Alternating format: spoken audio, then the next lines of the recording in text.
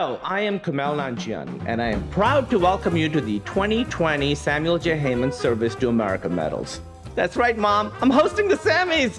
You know, when I was a kid in Pakistan, all my bullies would be like, "You'll never host the Samuel J. Heyman Service to America Medals." And I'd be like, "Oh, no, I'll show you. Someday I will host the Samuel J. Heyman Service to America Medals." And turns out I was right.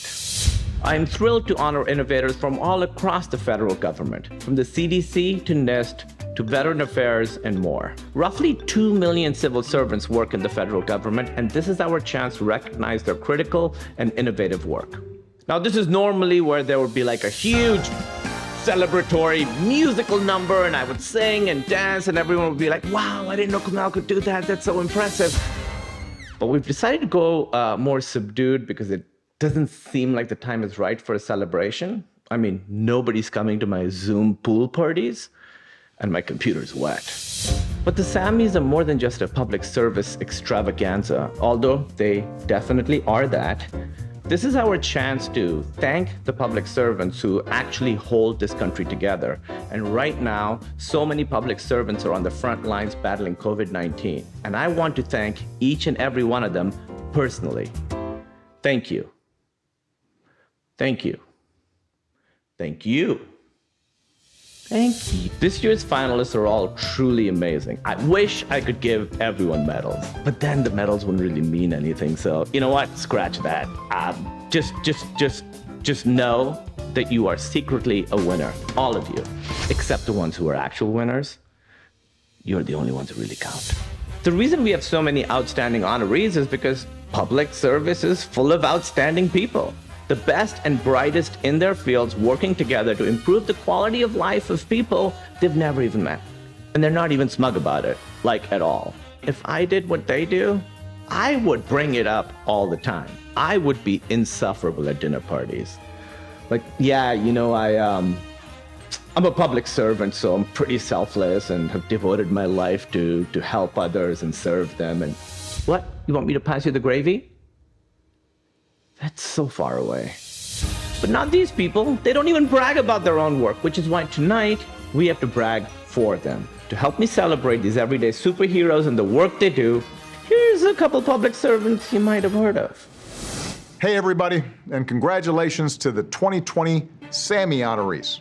Folks whose accomplishments range from protecting us against cyber threats, to caring for our veterans, to tackling the global pandemic.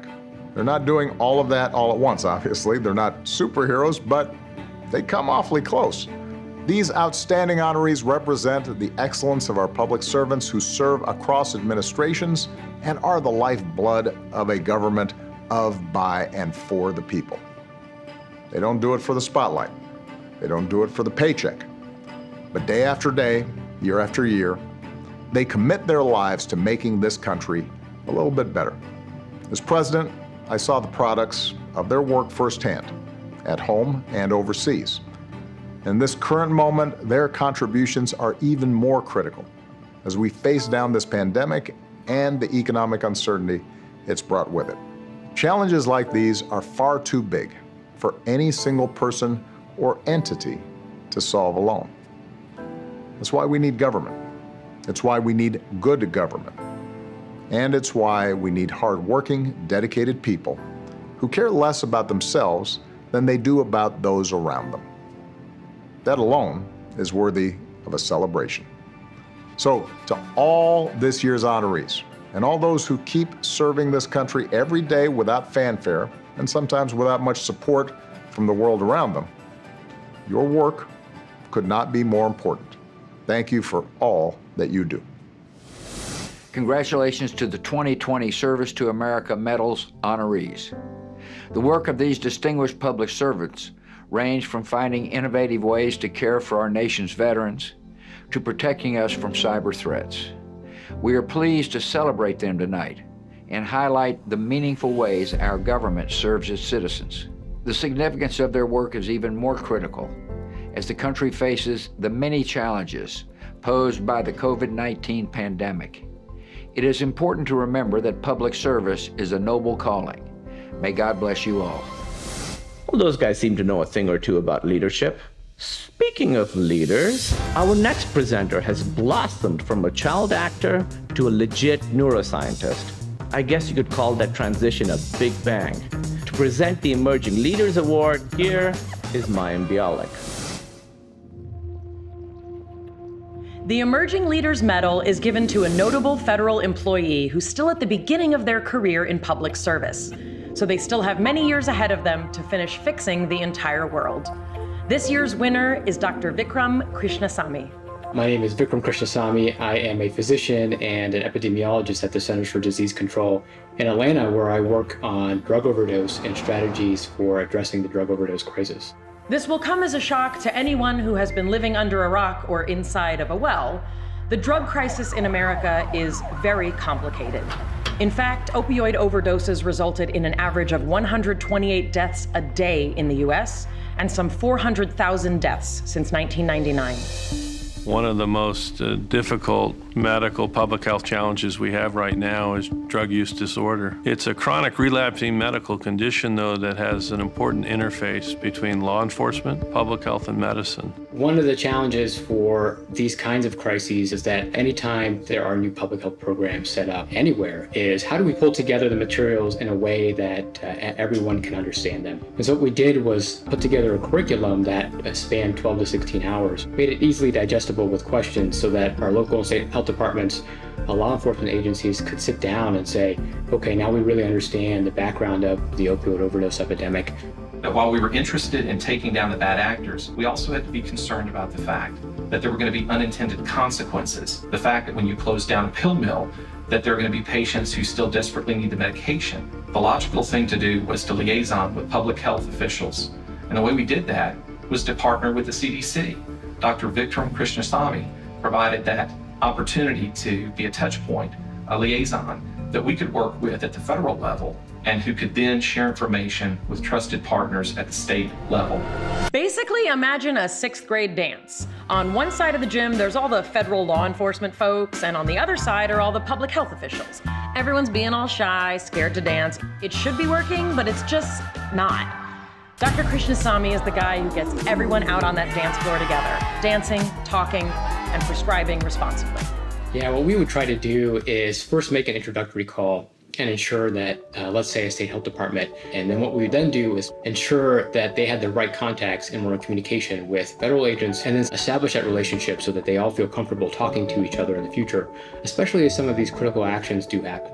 This new approach has resulted in more patients getting the help they need and fewer of them falling through the cracks. When there's a crackdown, medical providers are ready to help, and patients can easily find them. Vikram is just a real superstar. He's quiet, he's humble, but he's a real leader. Since he did the work on the opioid rapid response teams training and on the establishing the trusted contacts with law enforcement and public health, he's already deployed several times as part of the COVID pandemic response, and he keeps his positive attitude, his energy, and his intellect all together. So he's a real joy to work with. All that, and he still manages to see patients at a free clinic in Atlanta on Sundays. You know what I do on Sundays? Well, last Sunday I ate an entire pizza by myself, and that felt like an accomplishment. What I'm saying is Dr. Krishnasamy is in a league all to himself. The opioid crisis is cutting so many promising lives short. It's heartbreaking. To meet the challenge, we need innovative leaders like Dr. Krishnasamy. So thank you, Doctor, for all your life-saving work. I'm the kid of immigrants. My parents came from India, and I am incredibly lucky. I've got opportunities that many people don't get. And for me, public service is all about giving other folks the opportunities that I got. And I have a lot of skin in this game, but what I really want to see is folks do well and that our patients are taken care of. Dr. Vikram Krishnasamy has already changed the world through public service, and he's just getting started. I am very, very proud to present him with the Emerging Leaders Medal. I'm grateful for this award. It's not something I ever anticipated. I'm generally somebody that shies away from any attention. And so I want to say it's just a general thank you and a huge thank you to all of my colleagues at CDC along the way. And I'm hopeful that we can continue to do the work that we are doing and have a positive impact.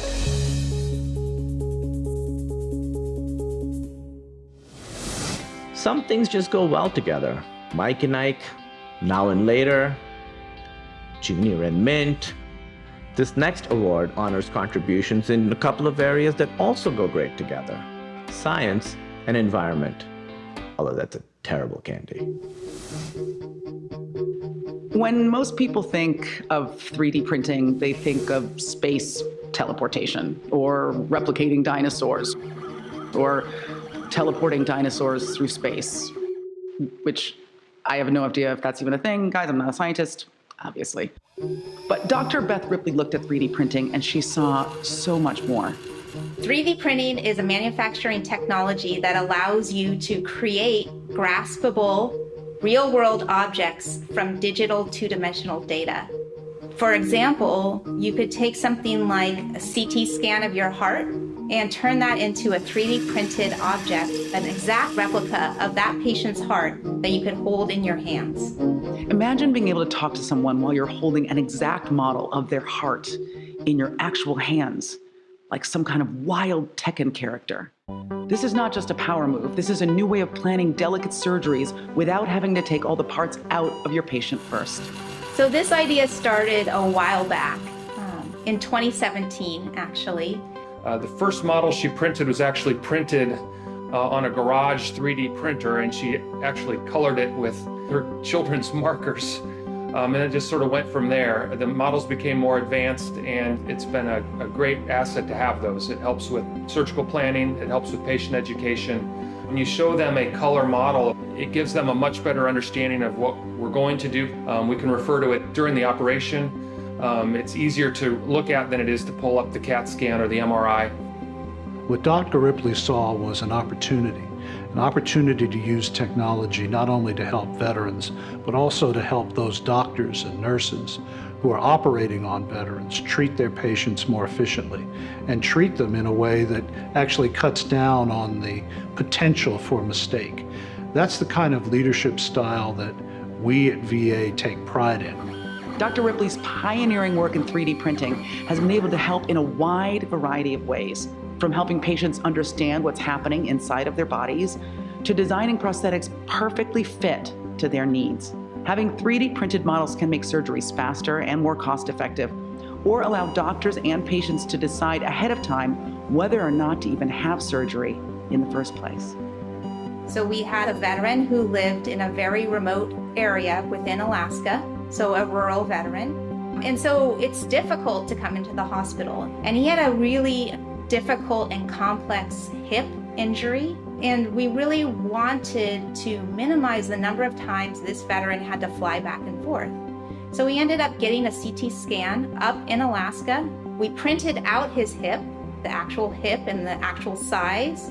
Then the surgeons were able to really look at the case, and they realized that this would be a very difficult and dangerous surgery and potentially would not have a good outcome. And based on that, they were able to decide that physical therapy and other treatment options were much better for this patient. Our patients at the VA have seen so much and gone through so much that we really want to be able to give back to them. It can be making an assistive technology device that allows an amputee to fish again. It can be making a special customized splint for a hand that allows a veteran to pick up his 2-year-old daughter. The VA is really quite an innovative place. When COVID-19 hit, Dr. Ripley and her team pivoted to using their network of 3D printers for production of personal protective equipment, or PPE. The pandemic has changed a lot for us. We were asked early on, can you make things like a 3D printed mask or a face shield?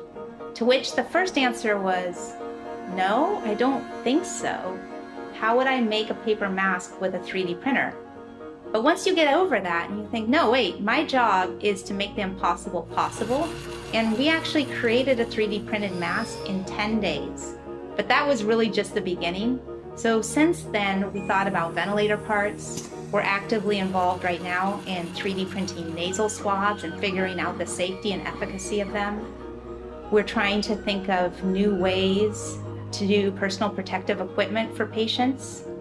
We have over 200 printers in the system, hundreds of staff that are learning this new technology and innovating dozens of designs specifically made to address the risks of supply chain vulnerability.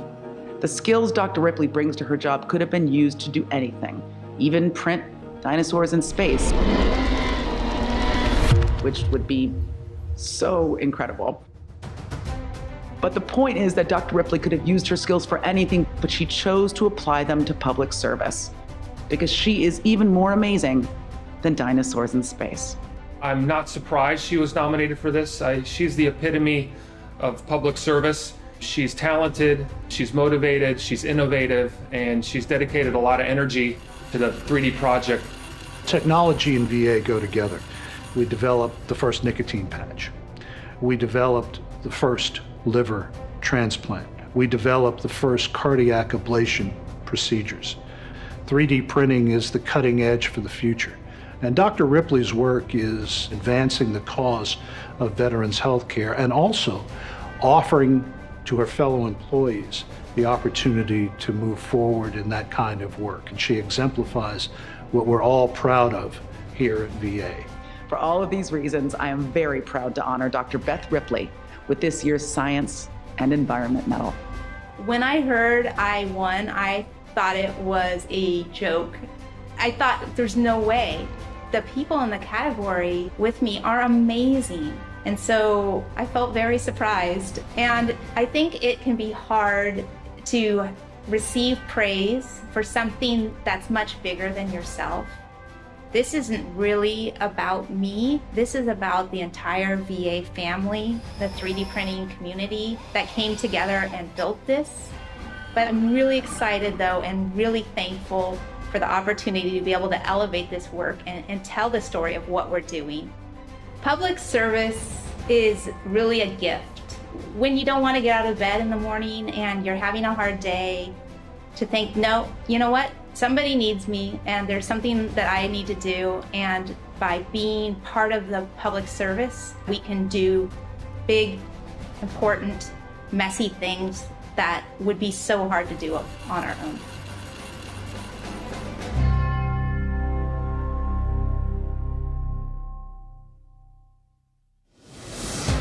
I know what you're thinking. You're thinking, wow, this is the best socially distant service awards show we've ever seen. Who's behind all this? First of all, thank you.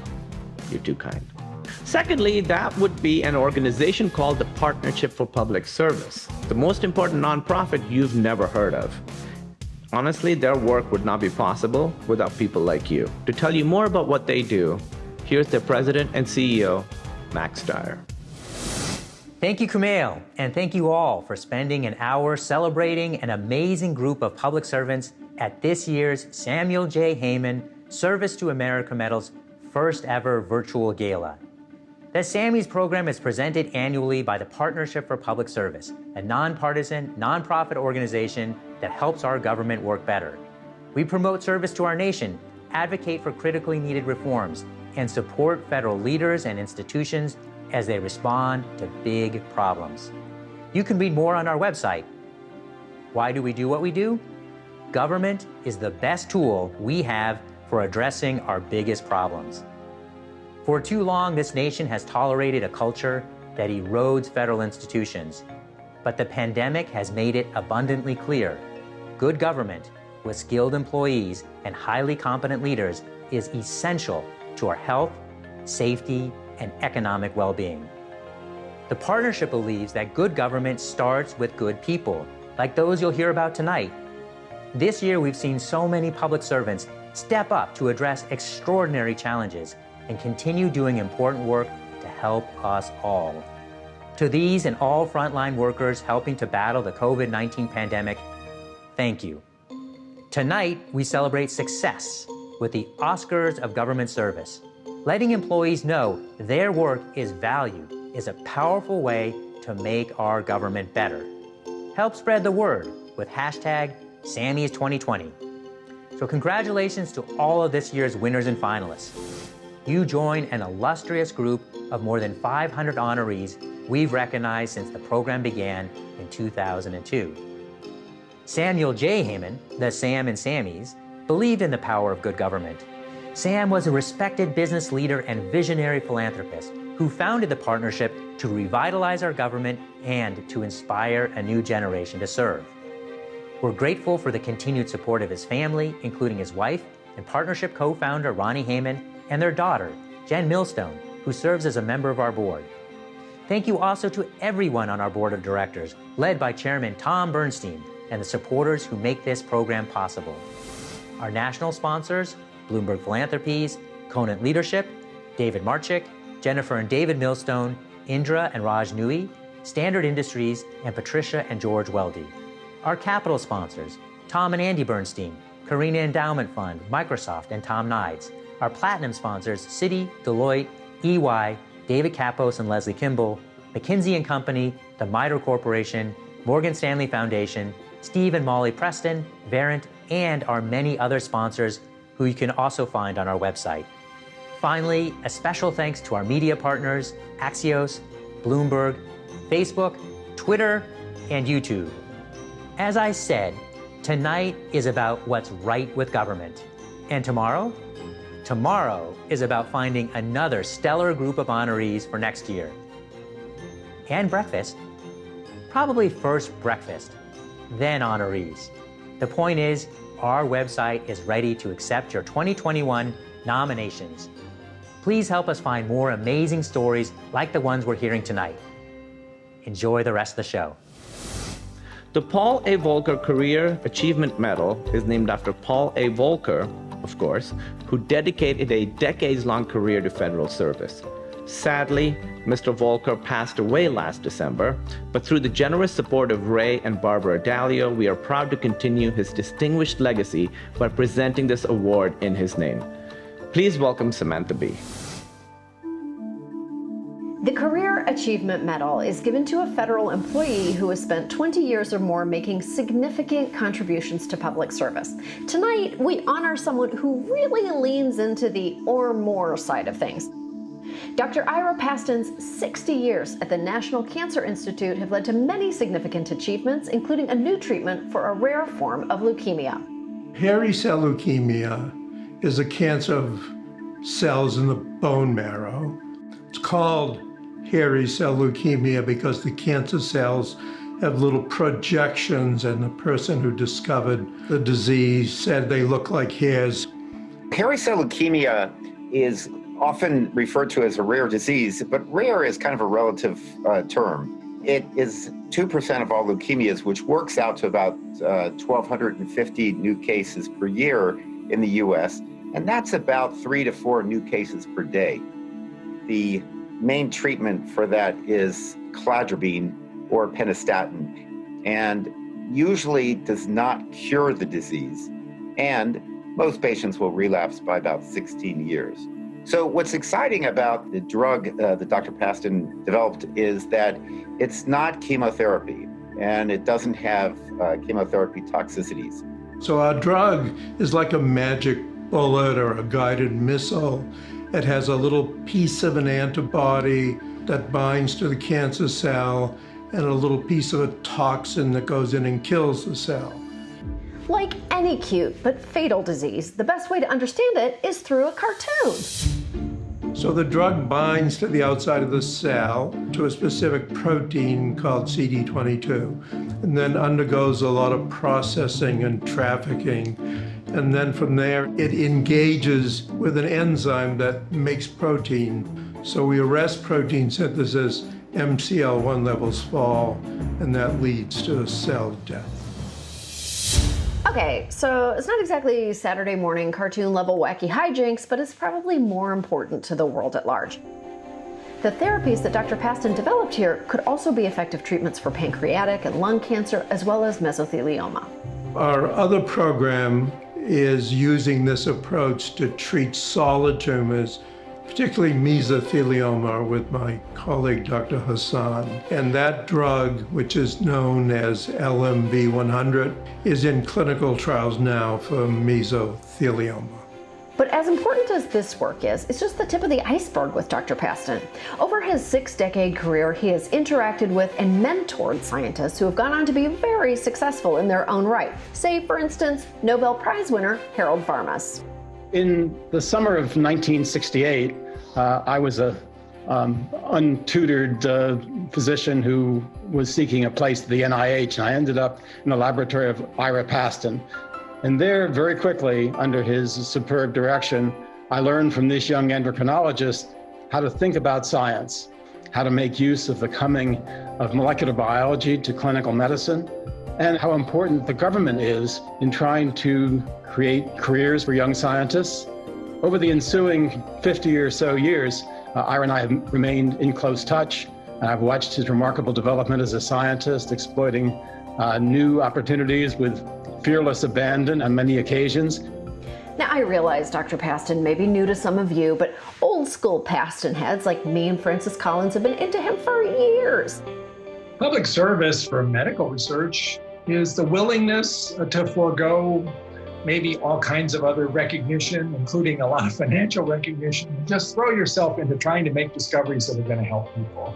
And Ira Paston exemplifies all the features of that kind of dedication, that curiosity, that willingness to take risks, and to be a great trainer of the next generation.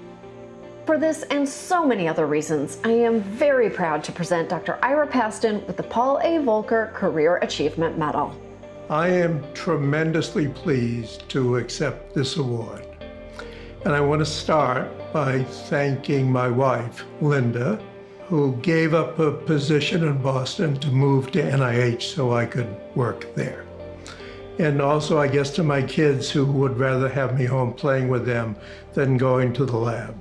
And I want to thank my team, we call the immunotoxin team, that helped develop this drug, particularly Bob Kreitman, who ran the clinical trials, Dave Fitzgerald, who first introduced me to the toxin we used to make the drug, and Rafid Hassan, with whom I'm working on a similar drug to treat mesothelioma and related tumors.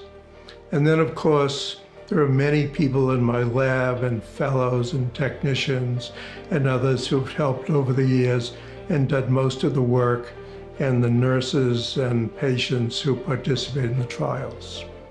And I can't think of a better place than NIH to work in the world.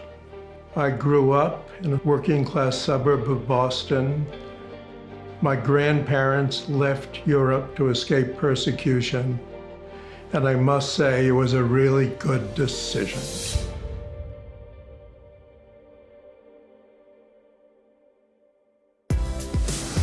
Our next presenter is known for being smart, funny, and ruining every party he goes to, and having amazing hair. I don't know how he gets that height.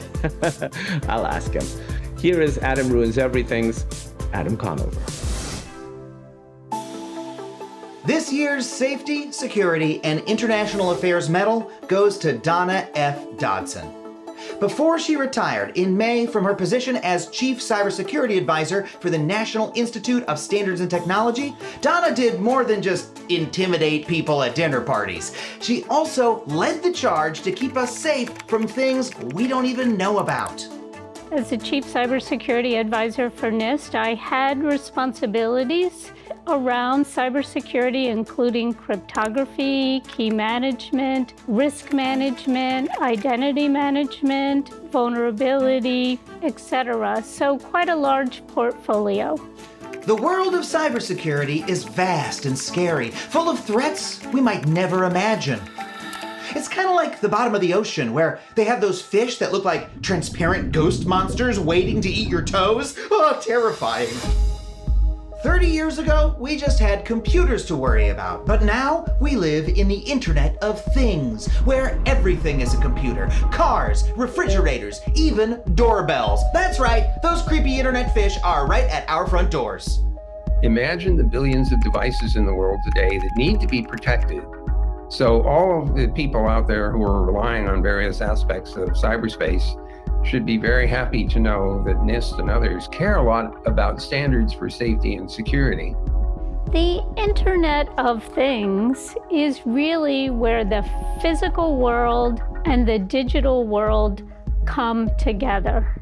For example, in our healthcare environment, we have wireless infusion pumps, X-ray machines. In our homes, we have refrigerators or ovens or dishwashers.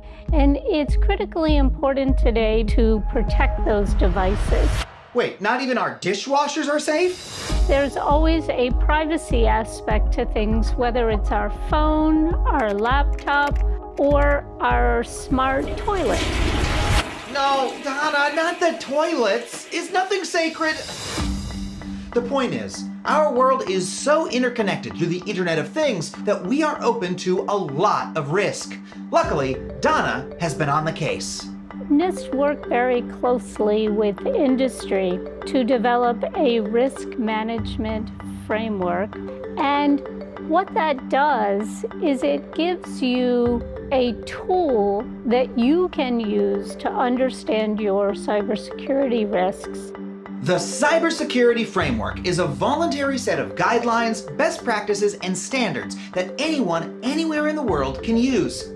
And because the framework is standardized, it means that all of our Internet of Things devices can communicate with each other safely. That's how I can use my smartphone to tell my refrigerator to remind me not to trust my toilet. Okay, I might not be doing it right, but it does work. Donna tackled the challenge of developing these guidelines by working hand in hand with private companies like Microsoft, Boeing, and the Bank of England to make sure the framework was a fully collaborative effort. NIST recognized that we needed to work closely with industry because we understand cybersecurity in the NIST cybersecurity program, but we are not experts in the details on how banking or healthcare works. We are not experts on all of the different modes of transportation that are using digital technology today. And being able to hear from them was critically important.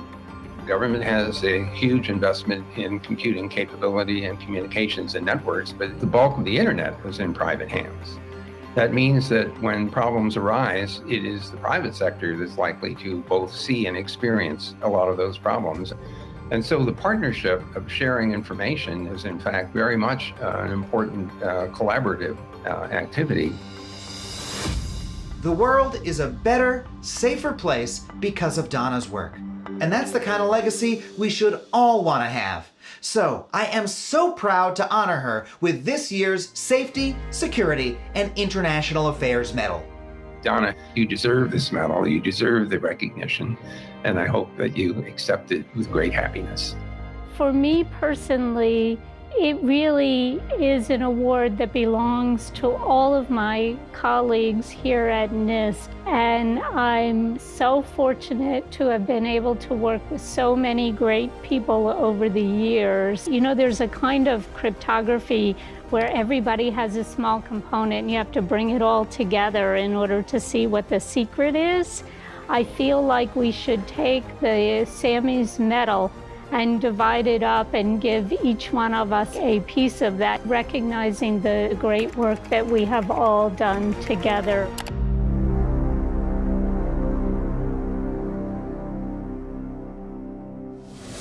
Of course, you don't have to be a federal employee to make a difference. The Spirit of Service Award honors someone from the private sector who has made a significant contribution to public life.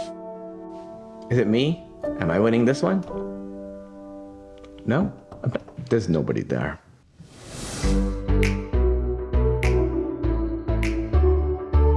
To drive the transformations our world needs now, we've seen leaders across government forge cross-sector partnerships with private companies, nonprofits, and entrepreneurs to develop innovative solutions to our most pressing challenges. My friend CEO Satya Nadella helps make these partnerships possible. Mr. Nadella is widely recognized as a mission-oriented leader who helps government harness technology for the public good. Please join me in presenting him with the Sammy's 2020 Spirit of Service Award. So Satya, your father was an Indian civil servant. I know that has informed how you look at the idea of public service and the civil service here in the United States. Talk about that experience and how you see things now as an American. No, first of all, thank you for that question, Darren. Absolutely. A lot of his worldview is shaped, even though I work in the private sector, as an institution builder, how he approached his job, how he approached his mission has absolutely informed me. And Darren, what I've come to realize is it takes all of us, civic society, the government and the civil service, the people who build the institutions our democracies depend on, as well as private organizations like ours. We all need each other. I mean, talk about right now, think about it in the pandemic. What you have really as the last resort is our state institutions coming to rescue, whether it's small businesses or large sectors of our economy that have been badly impacted. Without that state institutional strength, we will not have the response nor the recovery.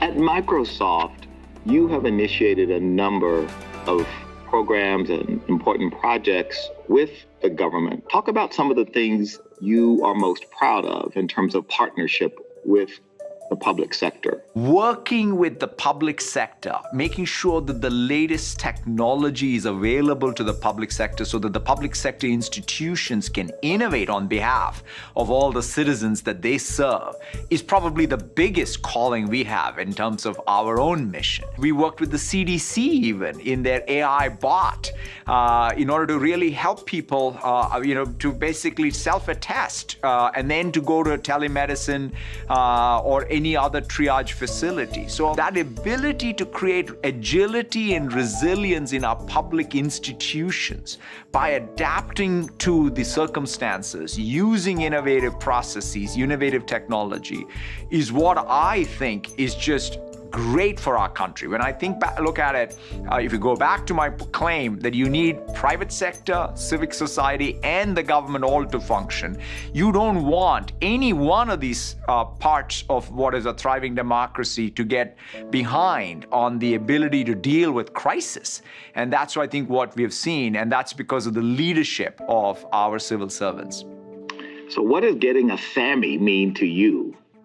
First of all, Darren, it's such an honor to be amongst all the people who receive this award. One of the lessons that at least I go back to what my father taught me is it's not about what you achieved during your tenure. It's about the strength that you built during your tenure that makes the institution thrive even more after you leave it. In fact, that's how I look at what my own work at Microsoft is, and I know every civil servant who works, and comes in and pushes their own institution forward is really trying to do, and that's what inspires me. Well, this is a more personal question and observation, Satya. In the wake of the murder of George Floyd and that very, very terrible period, you reached out to me, and I have to say, Satya, that there were any number of CEOs and friends in corporate America I spoke to, but none approached the conversation with me with more empathy, more compassion, more genuine, authentic sense of grief for what had happened. And also not only a concern for your employees, but a concern for American society and the implications for our democracy. And I think that it is very hard to lead during times like this. We need leaders who unite us, who help heal the wounds and help us forge a positive future. And that is the kind of leader you are, Satya. It's why you have been so successful and why you are so admired. What do you hope lies ahead for our country, and what role would you like Microsoft to play in that? First of all, thank you for that. And you sort of captured it in your comments even better than perhaps I could articulate it, which is we have each other, and that's all we have. And for our country, what we need is that sort of real empathy for where each of us is coming from and then how we can build that community, because without it, each of us is going to be worse off. I always say I'm a product of two amazing American things, right? American technology reaching me where I was growing up, giving me the ability to dream the American dream, and really the America's enlightened immigration policy allowing me to come here and live that American dream. And so I always am grateful for what America stands for in terms of what it can achieve, what it can do for people who come here, people who are born here. And I think that's the other piece, which is it's about all of us. It's not about any one of us. And the more we recognize that, the more we build strength in our communities and in our institutions and in our democracy to recognize that fundamental greatness of the United States, I think we will all be better off. Thank you, Satya, and congratulations on receiving the 2020 Sammy Award. Thank you so much, Darren. Thank you. It's such an honor. Everyone has their favorite Sammy Award. We say we like them all equally, but let's be honest, there's a special one, right? For you, it might be emerging leaders or safety, security, and international affairs. That's a good one. But for me, it's gotta be management excellence.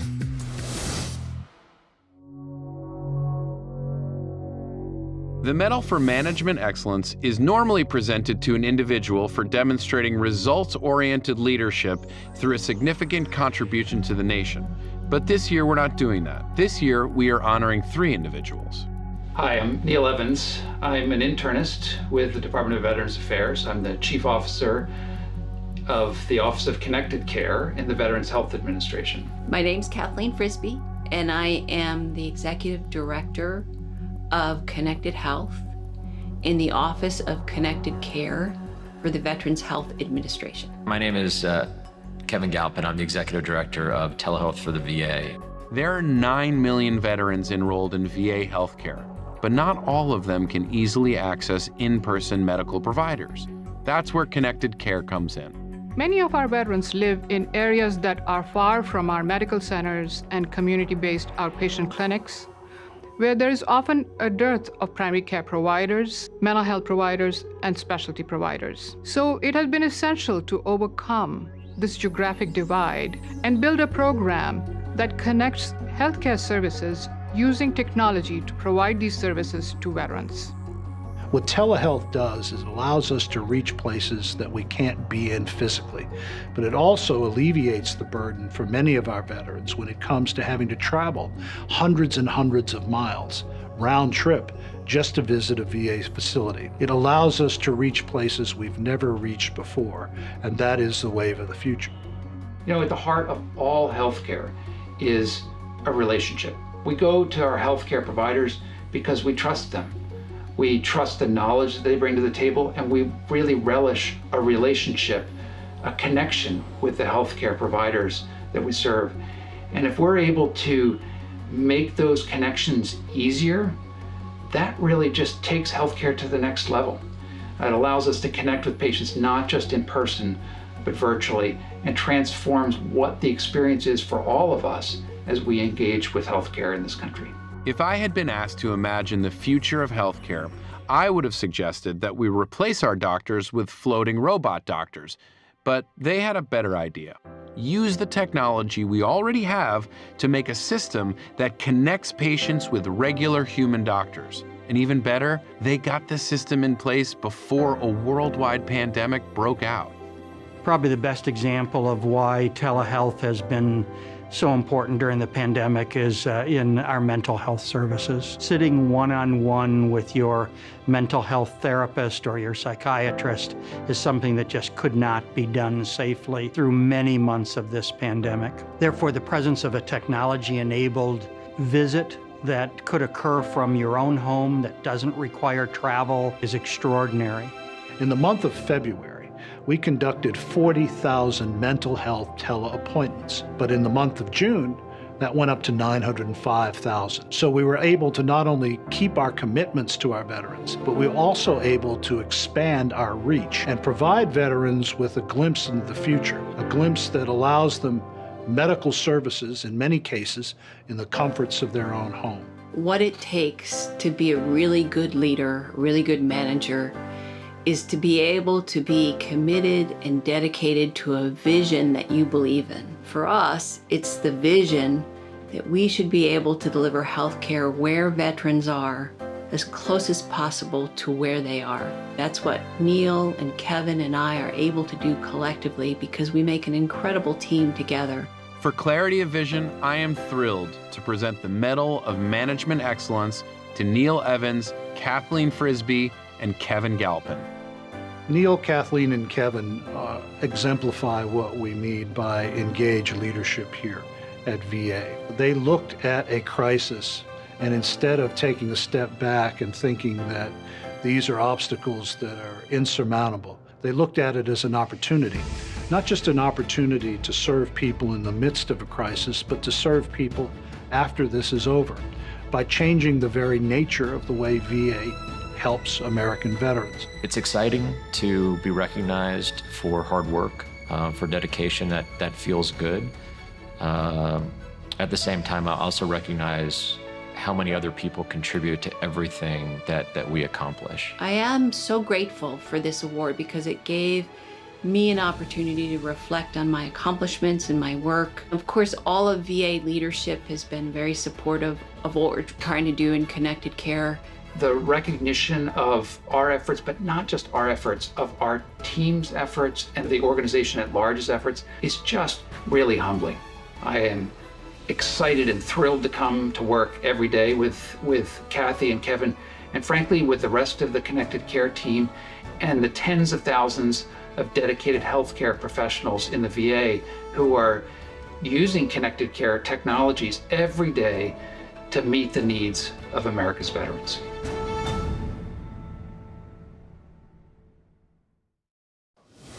Well, like any good awards show, we've saved the big one for the end. Federal Employee of the Year. In the history of understatements, one of the all-time greatest is 2020 has been a tough year.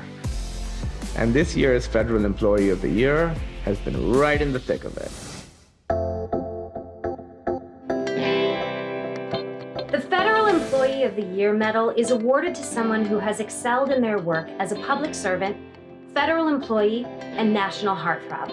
So, obviously, this year's recipient is Dr. Anthony Fauci. If you're not familiar with Dr. Fauci's work, congratulations on just arriving here on planet Earth. We welcome you and your spaceship. Well, my day-to-day life as director prior to COVID-19 was a bit different.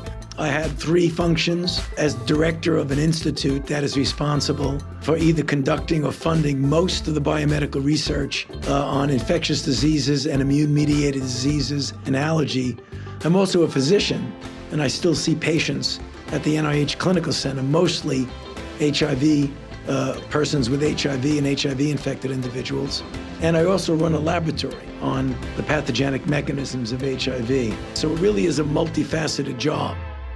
Ever since the onset of COVID-19, my life has changed, actually, because I became an active member of the Coronavirus White House Task Force, either spending time at the White House or time here on activities that are intensively associated with COVID-19. Dr. Fauci has been described as America's doctor because he's got a prescription for calm reassurance and practical information, especially during the 2020 coronavirus pandemic. But that's just the latest chapter in a career that spans 5 decades of public service. When I was a postdoctoral fellow, after medical school, now doing a fellowship at Yale, trying to understand how to do molecular genetics, I would try to go to various presentations of people who were doing cutting-edge medical research. And I remember there was a particular buzz about one of the speakers who was coming to Yale and was going to talk to us about his new insights in how to treat what had previously been untreatable diseases. And I went and I was absolutely blown away by the presentation, by the communication skills of the person who spoke. And that, of course, was Tony Fauci. Well, my primary identity, which I still maintain, is as a physician. Then I went into science and merged the clinical aspects with the basic science aspects. I think it's extremely important to have on-hands experience in understanding the disease in real time. The idea about caring about people and having a strong sense of empathy is something that I learned from my parents. And that was fortified when I went to high school and college, where the motto of Jesuit training is not self-centered, but doing things for others. When I made that transition into a physician scientist, that fit right in with my abiding concept of public service. It was for the greater good.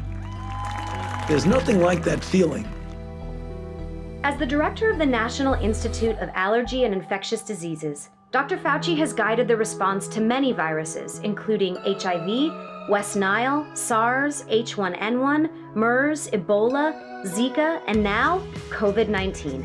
Basically, if you're looking for someone who really knows life-threatening international diseases, Dr. Fauci is your guy. Two of the things that I feel most, I would say, good about was my leadership of the Institute that attacked the challenge of HIV/AIDS in a way that developed, under my leadership, the combinations of drugs that have totally transformed the lives of HIV-infected individuals or persons with HIV. Another thing is the opportunity that President George W. Bush gave me to put together the PEPFAR program, the President's Emergency Plan for AIDS Relief. And to meet a severe and urgent crisis abroad, tonight I propose the Emergency Plan for AIDS Relief, a work of mercy beyond all current international efforts to help the people of Africa. The PEPFAR program is responsible for saving millions and millions of lives throughout the world, particularly in sub-Saharan Africa. And the fact that I played a role in the development of the PEPFAR program, I consider in my life one of the most important things that I've done. But what's been so key this year in Dr. Fauci's response to the coronavirus isn't just his knowledge, it's his attitude in speaking frankly to Americans. When you're trying to communicate complicated things, the important goal is to not show how smart you are. The important goal is to be understood. Through a confusing and often scary year, Dr. Fauci has been a port in the storm, reassuring people not only that we can get through this, but that at its heart, the government is there to help people, protect them, and care for them, and look good doing it. Congratulations, Dr. Fauci. I can't imagine having a better partner right now and throughout many years than you. So congratulations. From Mr. National to Mr. National Hero, thank you. I'm a former point guard, and as a former point guard, I know what it takes to lead a team to victory. That's why I'd like to congratulate America's point guard, the best point guard in our country, Dr. Anthony Fauci, for winning the 2020 Samuel J. Heyman Service to America Medal. You seek truth, you build trust, and you practice service. And we love you for that. Thank you. Thank you for showing us what dignity is like. Thank you for speaking truth to power. Thank you for being brave. Just thank you. I just want to take a minute to thank Dr. Fauci for keeping us informed and safe during these crazy times. We are deeply indebted to you and your honesty and your kindness. Thank you for helping us all understand science and how it's constantly evolving. But most of all, thank you for your service and congratulations again. You have been the calming voice of sanity and clarity during the worst pandemic in 100 years. You've been a hero to me and to millions and millions of Americans. Congratulations, Dr. Fauci. This year you've gotten bobbleheads, donuts, and candles with your face on them, but you've also been at the forefront of public health for decades. So tonight, we thank you for your service. It has been an inspiration to watch you do your absolute best under the circumstances that you find yourself. And you're somebody that I can point to when I'm trying to teach my kids what it looks like to be heroic. Now, it's said that not all heroes wear capes. You are a shining example of that. What a deserving award for you, Dr. Anthony Fauci, and congratulations today on winning the Sammy for 2020 Federal Employee of the Year. You have my unbounded admiration and heartfelt gratitude forever. Thank you so much, Dr. Fauci, and once again, congratulations. My father worked at the National Institute of Allergy and Infectious Diseases in the 1960s, the very institute you now head. So with that background, I feel entirely within bounds to offer this diagnosis. You are highly deserving of this medal and many more. Thank you, Dr. Fauci. Congratulations. Dr. Fauci, thank you. Dr. Fauci, thank you. Thank you. Thank you. Thank you. Thank you. Congratulations. Congratulations. Thank you, Dr. Fauci. Thank you for your leadership. Much deserved. Congratulations. Dr. Fauci, congratulations on receiving the Federal Employee of the Year Award.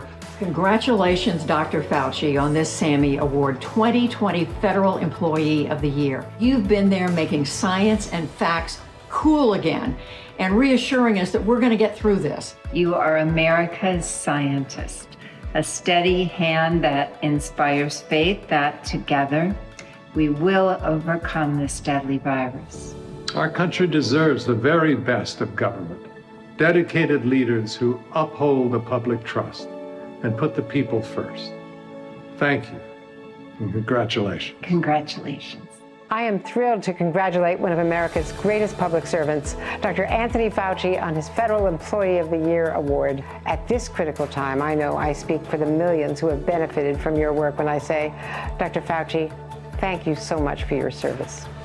Most people got to know Dr. Fauci this year, but he's been battling disease for half a century. And Dr. Fauci, I want to thank you for devoting your life to science and the facts, and for always telling the truth, even during the hardest moments.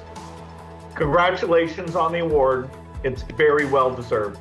Anthony Fauci's work has saved literally millions of lives. Tony, we love you, we honor you, we thank God for you. Tonight we give you our deepest thanks.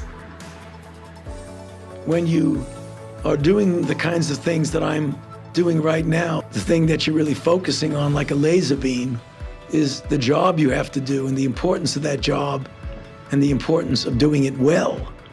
So when you hear that you've won an award that's so important as the Sammy Award, you just sort of sit back and are very grateful for it. I want to take this opportunity to congratulate all of the other awardees, as well as those individuals who are nominated for this award. Your efforts are not self-centered.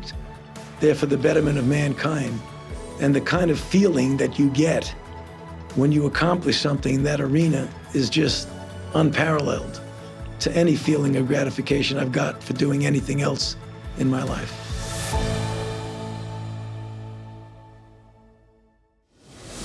This year has been unlike any other, but luckily the people working for us are also unlike any others. So I want to thank every honoree, every public servant for everything they've done for us.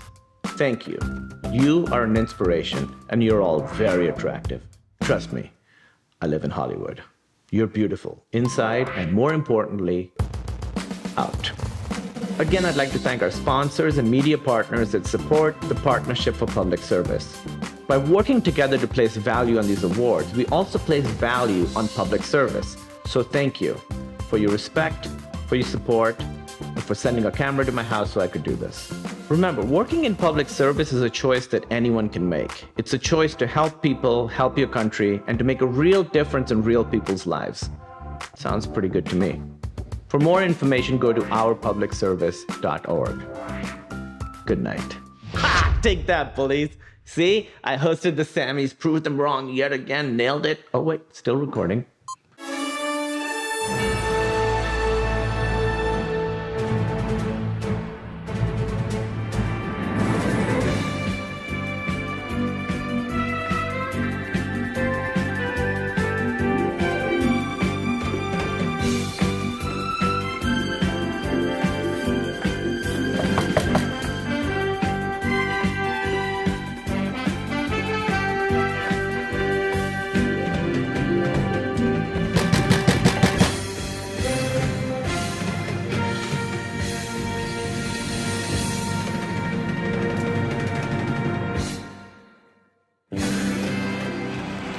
Thank you. Thank you. Thank you.